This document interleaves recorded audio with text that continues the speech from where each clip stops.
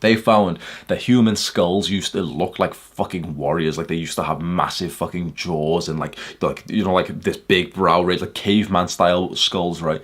And they invested and they essentially estimated that the testosterone of these like fucking cavemen would have been thousands of nanograms per deciliter, which probably, honestly, and I know sounds kind of cool, but we probably wouldn't want it to be that high, because if you did have caveman testosterone, you genuinely would be a rapist these days. You'd be a rapist and a murderer. You genuinely would, right? So of course we don't actually want it that high, because civilization was fucking shit back then, but we probably still want to be like in the upper end. And so seeing my number, it concerned me in some ways, because this is the scientific proof of like, okay, like I don't have low testosterone, but I don't have enough in a quantitative number, but I don't really have the symptoms. But even then, I'm just thinking, like, bro, if this is how good I feel with 400 nanograms, like imagine if I just fucking took TRT and I was on more like 1,000 and it was just consistent and it never went down. Even if you had like bad diet or bad sleep one night, you just had like a really, really good, healthy level of testosterone where your dick gets hard multiple times a day. You enjoy these challenges. And imagine, like, you know, you get this extra benefit through the day where you just start to enjoy the work that you do even more.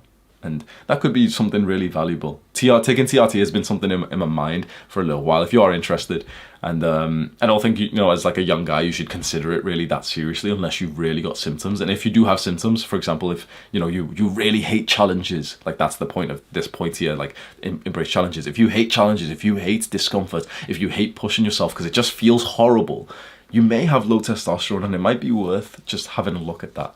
Now, I do actually think that there's other reasons why young men aren't embracing challenges these days, and I think it's actually less about the hormonal reasons and it's more about the psychological reasons. I think from an early age, a lot of us have been conditioned to be like weaker and more feminine and to be like softer, because a lot of us guys have been raised by single mothers, haven't we? Either we don't have a father in our homes, or we do and our father was like out working really hard and he often didn't really get to like teach us well, and so maybe our mothers taught us how to live life and how to be men, which mothers are literally incapable to do that. Or we went into the school system and they taught us not how to be men, but just, you know, how to be good students, and they taught us, yeah, sit down, be quiet, do this task, be feminine, gossip. Talk quietly, guys. No, don't run around. Don't play, don't shove, don't do anything masculine. Don't be loud. Just shh.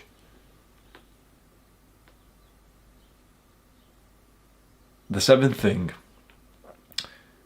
cultivate a positive mindset. You know, these days in the self-help community, a lot of people downplay how important positivity is. It's seen as like this evil thing these days. You've probably seen like a little bit of these YouTube videos where they're like, oh, fuck positive thinking, like, you know, that is stupid and stuff. I don't care about thinking positive. The thing is, I think those guys they're right in some ways. You know, you've seen these people talk about like, oh, positive thinking is not actually that important or anything. These are quite like, these are normies who are saying this. Now, maybe you're a normie too. Chances are you're not if you've been watching my video for ages, right? For me, I lived a life of negative thoughts. And the moment that I realized that there was such a thing as positive thinking, my life changed forever, and I actually became successful and happy because of that. Now, I still fall back into negative thinking, but the difference of your life quality is immense. I make more progress when I think more positive, because I still think I'm positively thinking when, for example, I'm putting a bit of pressure on myself and saying like, no, come on, you don't want to mess this up. You don't want to, like, you know, miss this deadline or something. That's still positive for me. Sometimes I'll think about something negative and fearful and you know, some form of insecurity, like, wait, you know, like fear, and you use fear to motivate you. So you think, wait, if I don't do this thing, this is what's going to happen and that'll be really bad. And that's still, I think, in some ways, that's still positive to do. But I don't think that we should feel so negative about just saying positive things in our brain that would help us, because it's helped me. So maybe if you're not like me at all, then it might not help you. But if you're anything like me, and chances are you are, because you've watched all this video and you've related to what I've said, then I think positive thinking will actually help you a lot more than like all these normies online seem to say that it would.